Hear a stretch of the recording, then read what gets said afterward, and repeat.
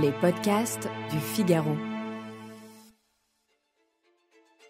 Mon cher ami, je vous envoie un petit ouvrage dont on ne pourrait pas dire, sans injustice, qu'il n'a ni queue ni tête, puisque tout, au contraire, y est à la fois tête et queue, alternativement et réciproquement. Nous pouvons couper où nous voulons, moi ma rêverie, vous le manuscrit, le lecteur sa lecture.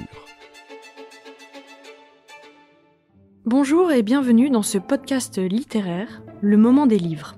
Vous venez d'entendre un extrait des petits poèmes en prose de Baudelaire. Du poète, on connaît principalement les fleurs du mal et peut-être aussi les paradis artificiels. Mais qu'en est-il de ce recueil de poèmes ? Je m'appelle Alice Develay et je suis journaliste au Figaro littéraire. Je vous donne 3 raisons de relire les petits poèmes en prose de Baudelaire.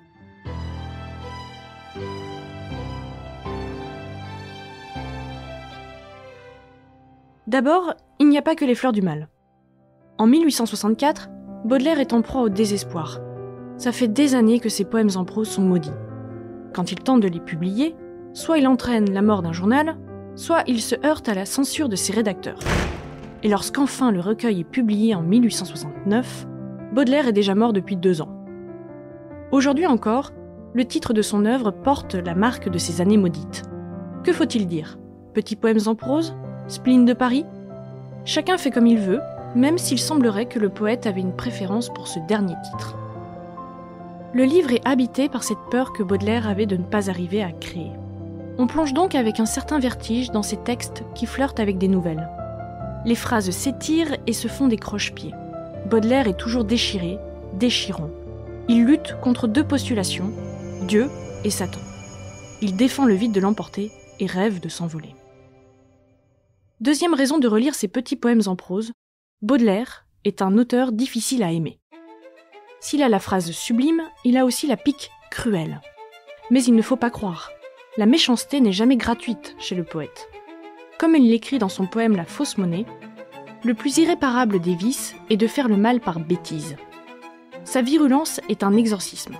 Elle console le poète de la douleur d'avoir été lui-même victime de l'imbécilité de ses contemporains. L'auteur Henri Lemaître analyse cette souffrance en introduction des petits poèmes en prose dans l'édition classique Garnier. La vraie lucidité est devenue de plus en plus rare dans un monde qui refuse l'interprétation poétique de sa vie de tous les jours.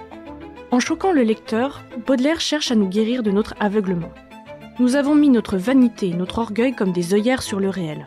Fi donc des smartphones et bavardages incessants de Twitter.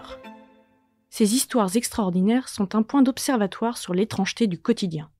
Écoutons-le et faisons-nous comme lui des religieux de la beauté. Troisième et dernière raison de relire ces petits poèmes en prose, ils forment un rêve. Baudelaire a accouché là d'une œuvre serpentale, dont on pourrait couper la tête n'importe où, elle se lirait quand même. Prenons-le par un bout, il se lira par l'autre, comme un rêve en fait. On peut en lire un, le relire le lendemain, et encore le jour suivant, sans y voir la même chose.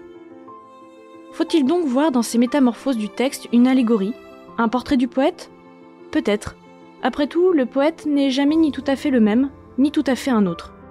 Il est l'étranger, la vieille femme qu'un enfant rejette, le vieux saltimbanque qui ne connaît ni la joie, le gain, la débauche, l'homme qui aime autant sa solitude qu'elle le fait souffrir. Plus que toute autre œuvre, Petits poèmes en prose révèlent un Baudelaire intime et lointain, fidèle à ses contradictions, vivant d'outre-tombe.